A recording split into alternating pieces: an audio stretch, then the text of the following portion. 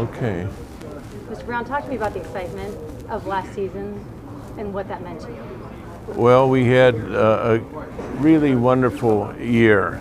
It didn't end the way we wanted, but when you look at the playoff run, you couldn't have more exciting games. And I remember how this stadium was when we played the Raiders in the first playoff game. That reflected how the city felt. It was excited. But keep in mind that last year isn't this year, and we have to get going again.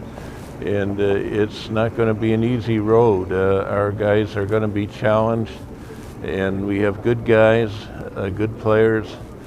I am excited about their chances. We all want it to be the same as it was last year, but it has to prove out. Yeah, but it had to be kind of nice, right? How does it compare to other successful seasons the Bengals have had last season? Well, I think the excitement level probably was as high in the city as I've ever seen it. It helped to be coming out of the COVID times, and that gave some excitement to the city. They hadn't had enough, and so they fed on that, and that helped and that made it better. I was very pleased about all of it. If you're in my shoes, it's what you strive for. It's what is the cherry on top of the ice cream, if you will. It's what you really wish for, and so it happened, and I'm very grateful for it. You suffer a lot of slings and arrows when that team is not doing well. What does it feel like to get a little love from the fans? Help me a little bit here. I did not get that question. So you get a lot of heat from fans when the team isn't good. How does it feel to get some love from fans? It's like that old saying, I've been rich and I've been poor. Rich is better. Yeah, you want to have a little love, and it's not always the way it is. Mike, you had said in the past you expect to win every game that you go into, even when you guys had 2 and 4 win campaigns. How different is it when you actually win all those games? How different was the experience last year for you? I've been through it when we won games. We've had good teams in the past, and for a while, I would say the 82 team was even dominant. You expected to win and won by pretty good margins. So I know how that is, but I also know it's hard to do. These guys, our opponents, our rivals, they're just as smart as we are. They work just as hard as we work. They have just as good players in a lot of cases. It's a challenge to win in this league, and that's what makes it so exciting for the fans. How rewarding is it for you to have, Zach Taylor has said if you hadn't hired him, he may never get a head coaching job. You pick Burrow, Chase, they work out great. How rewarding is it for you to be so right on some of these huge decisions? Well, I expected it all to work. I really did. That's how I feel. When it doesn't work right, then I have had that situation once or twice, and you deal with it. But yeah, I feel good about how it's going right now, and we've got good people, good players, and a good coach, and he's got a good staff that's around him. It's all ticking along the way we want. But I also know how vulnerable that is. Nothing's for sure in this league. It's all day to day. But on that note with Zach Taylor, almost everyone thought you guys were crazy to hire a guy who had no experience at all being a head coach. You're really saying, ha ha, told you. What was that? What was it about Zach Taylor that made you think this is the guy? Well, I'm not much about the ha-ha, I told you stuff. You can do that for me. I thought he was obvious. He's smart. He's good people. He has the background in the passing game that would fit with Joe. So we thought it was just pretty obvious. Now, it took a while to take hold. That's the natural way it is. It just doesn't click immediately. You've got to teach the players the new system. There's always little nuances that nobody knows but them, but they matter. And we're up and running at a pretty good gait right now. I think the public expects it to continue. I always, at this time, get a little bit cautious because it's nothing's for sure, and we'll see. How about the bubble? Can you give us any updates on the progress of the bubble practice facility? Well, they're starting to put down the surface, the artificial field surface, and the walls around it are built, and it's on schedule. We expect it to be up and ready probably sometime in November, in time for the cold weather, and that'll be a good thing, convenient. We've gone up to UC for years. They've been very gracious to allow us to do that. We thank them. And this year they're in the process of building a grander indoor facility, but it won't be ready until next year. Theirs is coming down, their bubble. So we told them when they asked about coming down here on occasions that they're more than welcome. They've welcomed us. This is a chance for us to reciprocate. So there are little things with this bubble that we didn't think about when we started, but it gets a little better as it goes along. I think it'll be a helpful thing. You talked about naming rights. Are there parameters that you personally have or Bengals have for the kind of company that you want on the stadium's, name all over the stadium? Well, we want a good partner. Yes, we want it to be at the right price. It's something that my father would have understood. You got to do what's best for the team. Well, you can guess why. I'm proud of my father. I think he was a contributor. This team wouldn't be in Cincinnati except for him. And he was a great coach, a great innovator as a coach. He exemplified so much that was good about football. And I think that it was a nice thing to have his name on the building. But his memory isn't going to be diminished in my mind, and I hope not in others. And we'll have the benefits from this naming deal that will help the enterprise do things a little better. Do you think of him in years like last year, when you get to the Super Bowl, when you win the AFC Championship? Oh, I think of him every day.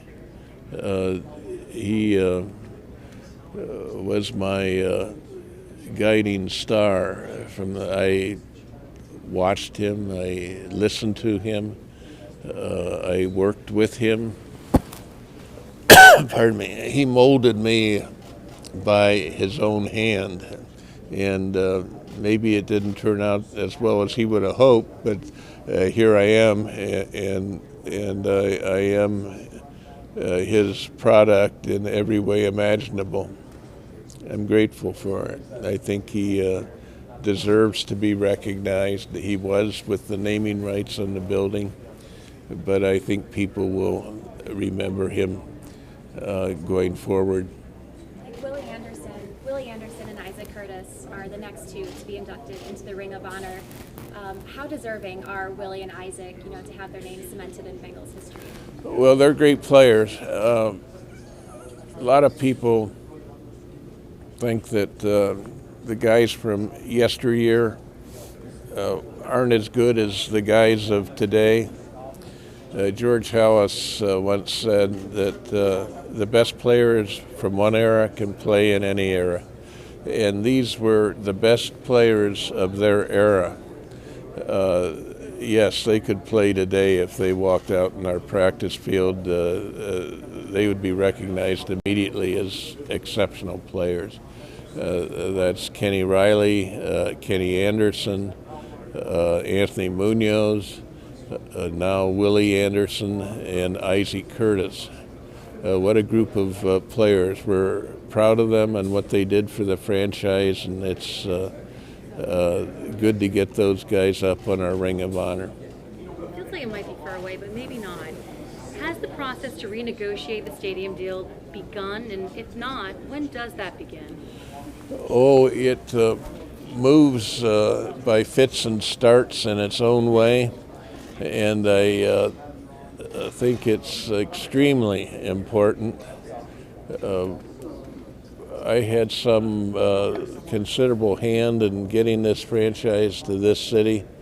I've been through 2 stadiums now in this city, 3 if you count Nippert Stadium, where we played a couple years.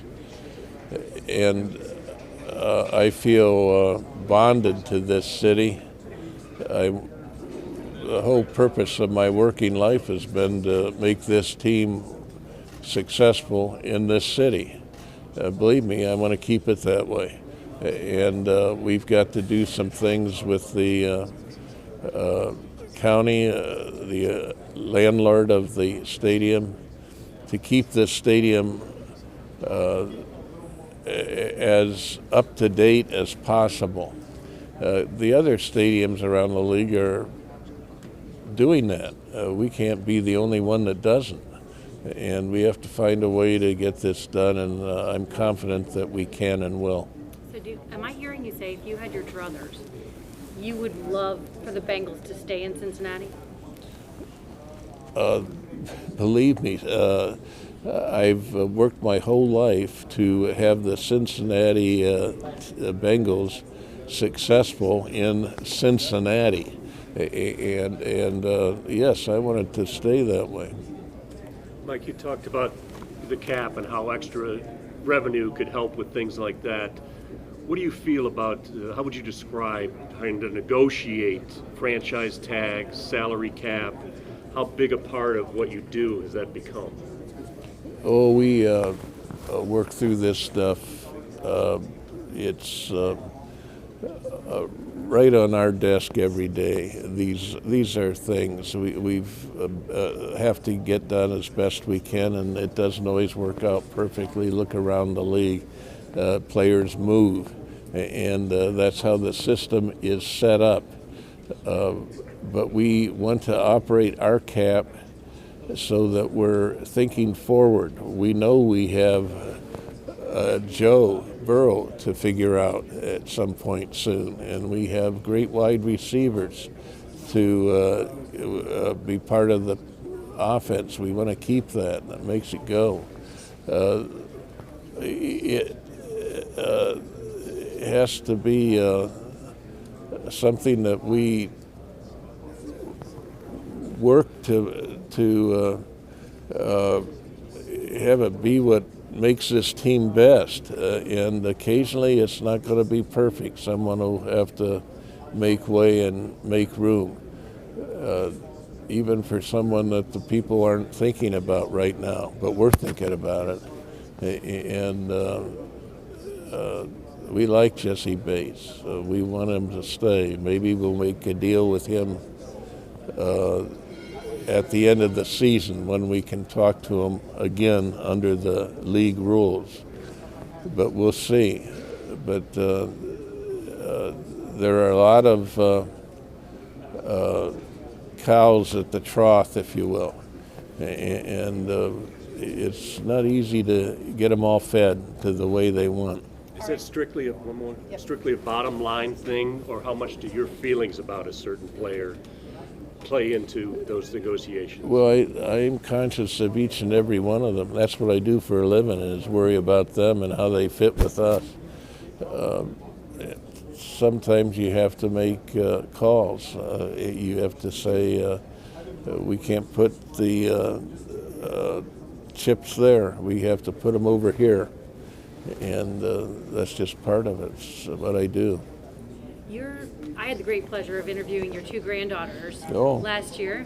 They were lovely, and they have made quite a splash with the fans and all of the things that they've been able to get enacted. As a grandpa and as owner of the team, talk to me about how they've been able to work with you to get so much instituted so quickly. Well, you know how it is with granddaughters. They just say, Grandpa, do this, and oh, yes, let's do this. It's just the nature of the world. I'm not an exception on that basis. But they pushed for the Ring of Honor. They pushed for the indoor facility. There are other things that are smaller little things. They bring me up to date, and when they say it, I listen. That's just how it works. I'm glad, because it seems that all these things have been for the better. Other people think that, and I'm just lucky to have two wonderful granddaughters working here with the team. How do you like the new helmet? You come from where the helmet was yeah, plain. Yeah, What do you think of the white stripe? Well, the white stripe thing, that was Caroline's project to work through, and I sort of like it. I like the white uniform, and it'll be part of that. It'll be sort of fun. But I'm a strange guy on uniforms. I like the old standard uniform we used to have. That's our uniform, isn't it? And they tell me that we've got to mix and match and have other things. And it's very odd when we have one that's not the standard. They come out in the field with it, and I say, "Oh my God!" And then by the end of the game, I'm all enthused by it. I've identified with it, and it works for me. It's how it is. All right, Mike, we're going to move you to the next one.